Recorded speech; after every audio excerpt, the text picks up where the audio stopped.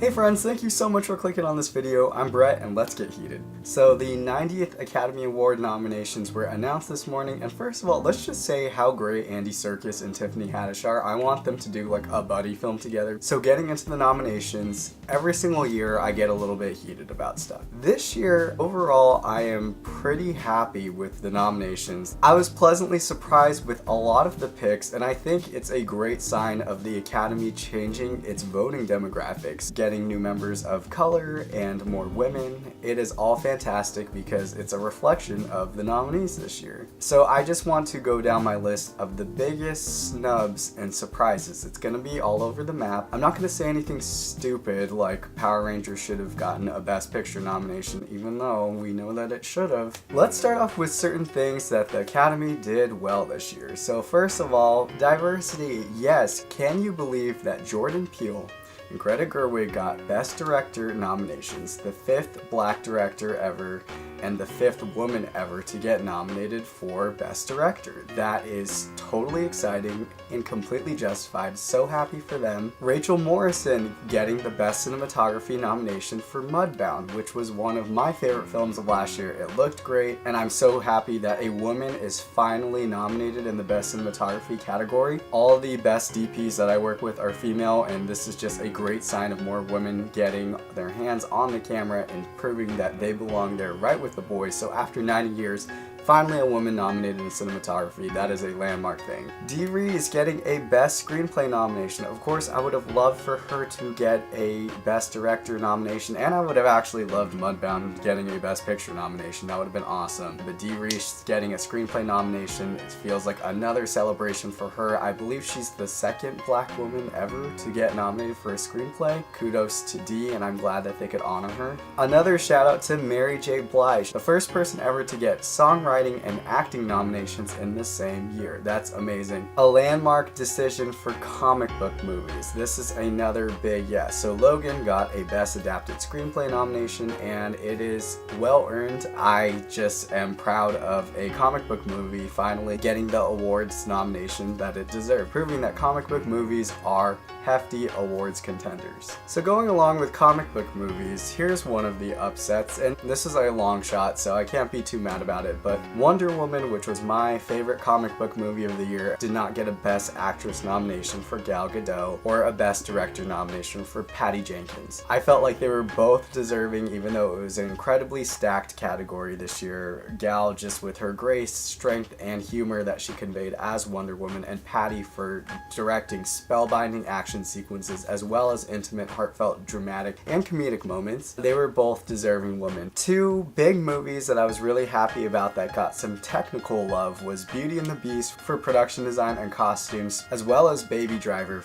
for all of the well-deserved sound nominations. These bigger blockbuster type of movies deserve some love too. Out of a lot of the surprise nominations this year, there were two that really surprised me a lot. And the first, I'm going to start out with all of the love for Darkest Hour. Now, I did not see Darkest Hour mostly because I was falling asleep during the trailer when I was playing. There's a lot of people that told me that it's typical awards bait fluff, and that's kind of what I was thinking. Yeah, I was not expecting it to get a Best Picture nomination. It also got some technical categories like costumes and production design. So that makes me feel like I have to see it now. In the comment section below, if you guys saw Darkest Hour, let me know if you think I should see it. The less petty surprise that I have is Phantom Thread and all of the love that it got. I am so happy that this movie snuck in there. I believe it got 6 nominations: Best Picture, Best Director, and Leslie Manville, who the Shade Queen, I love her so much. I could not believe that they got nominated. We knew that Daniel Day-Lewis, of course, was going to get a Best Actor nomination, and deservedly so. Yeah, I think Johnny Greenwood got a nomination for the score, which was one of the best and most beautiful scores of the year, and the costumes, of course. Mark got nominated in that category, and I couldn't be more happy. The only thing that would have made me happier is if Vicky Creeps got a Best Actress or Best Supporting Actress nomination. She is a newbie that more than holds her own against Daniel and would have been just as deserving as Leslie, but you know, we can't have it all, and I'm proud of Phantom Thread for how much love it got. Okay, let's talk about some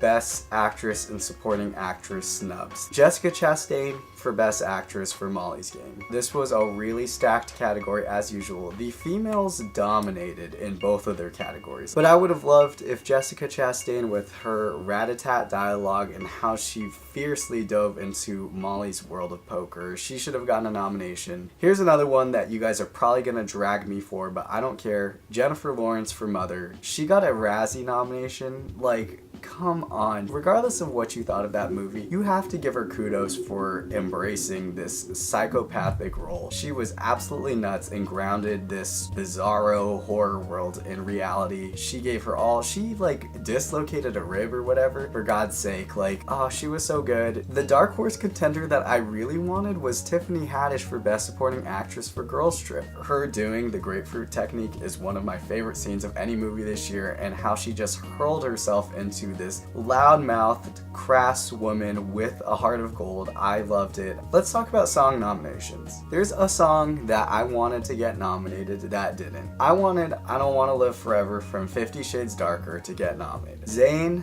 and Taylor Swift gave a wonderful duet. Zayn's vocals, his falsetto is amazing. That song is a perfectly constructed pop song, and I figured Oscar nominated 50 Shades of Grey. That's my favorite thing to tell people, because all y'all who are hating on 50 Shades of Grey, it is Oscar nominated, so you can suck it. The Weeknd got nominated for Best Original Song for Earned It. I was hoping that Zayn and Taylor Swift would get some love this year, but they didn't. And speaking of music, The Greatest Showman got absolutely no love, except for it got a Best Original Song nomination, well earned to the La La Land songwriters. I was hoping that The Greatest Showman might sneak in there for the Best Picture race. Just kind of like how, do you remember a long time ago when The Blind Side was like the general public's favorite that snuck in there for Best Picture? Nobody was expecting it. I kind of wanted that to happen with The Greatest Showman because it's such a crowd-pleasing movie. Almost everybody that I know who saw it ended up loving it. However, we know that this movie is making more money than all the other Oscar movies put together. So, Greatest Showman, in the long run, you're still winning. Okay, let's get a little controversial. I'm gonna say it. James Franco getting snubbed for Best Actor for The Disaster Artist. How he poured into Tommy Wiseau was an incredible performance that was hilarious as well as incredibly sympathetic. It was one of his best performances, right up there with 127 Hours and Spring Breakers. I kind of thought that he would get a nomination despite all of the Time's Up sexual harassment allegations, just because he's been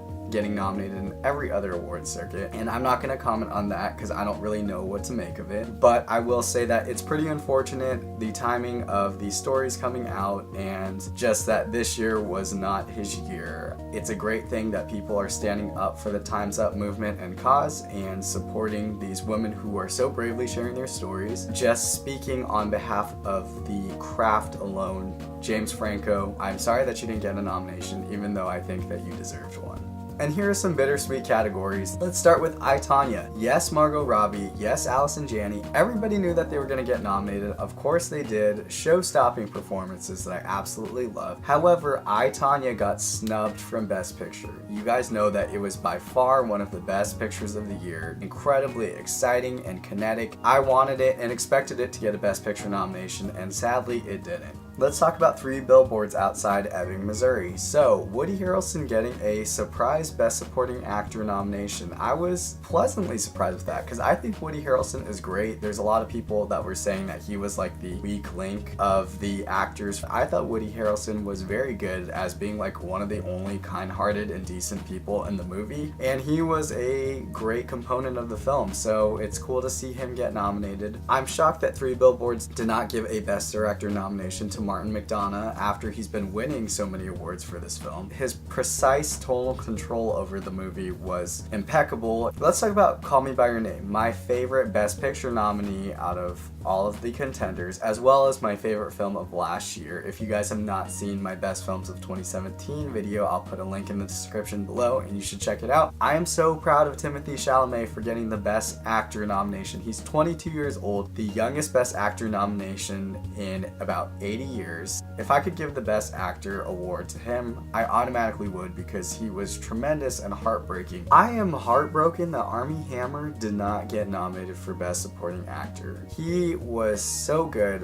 one of his best performances. His chemistry with Timothy and how he was just this strong, bold, charismatic presence was unparalleled. Also, Michael Stuhlbarg for Best Supporting Actor would have been a wonderful nomination. He should have been nominated for his monologue at the end alone. Beautiful and just a masterclass on how a parent should handle talking to their child about a difficult and challenging situation. I would have loved if Luca Guadagnino got nominated for Best Director. His beautiful compositions and mastery of conveying what love feels like on the big screen is unmatched. Another snub for me was The Florida Project, and this was a movie that's been kind of doing well in at least these smaller indie circles, and Willem Dafoe has been racking up Best Supporting Actor trophies like no other. I was kind of hoping that it would sneak in there for Best Picture. It's a wonderful, heartbreaking movie about a sect of America that most people don't really think about much, and I would have loved it if it was an indie contender, kind of like Beasts of the Southern Wild, where it snuck in there. Even Sean Baker, just with his beautiful pastel visuals and his slice of unhurried everyday American life and how he captured that, was so gorgeous and moving, and I could have seen him getting a Best Director or even a Best Screenplay nomination, but sadly they were shut out. Will Shape of Water win Best Picture? The fact that it got 13 nominations, that is landmark and iconic, and I would love for it to win Best Picture. Who knows? But if Dunkirk wins, I'm quitting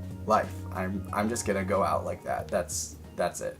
Okay, so I have to turn it over to you guys. What did you guys think of Oscar nominations this morning? What were your biggest snubs and surprises, whether pleasant or unpleasant? Please leave a comment in the comment section below and let me know what you thought. Let's have a conversation. If you liked this video, please give it a thumbs up and subscribe. I typically do movie reviews, but if you guys want more content that's just like commentary on stuff like this, also let me know so I could upload more videos like this. I'm still waiting to figure out what movie I should review next, so let me know what you guys think I should see right now that's playing in theaters. And I think that's about it, so thank you so much for watching, guys. I really appreciate it, and I'll see you guys at the movies.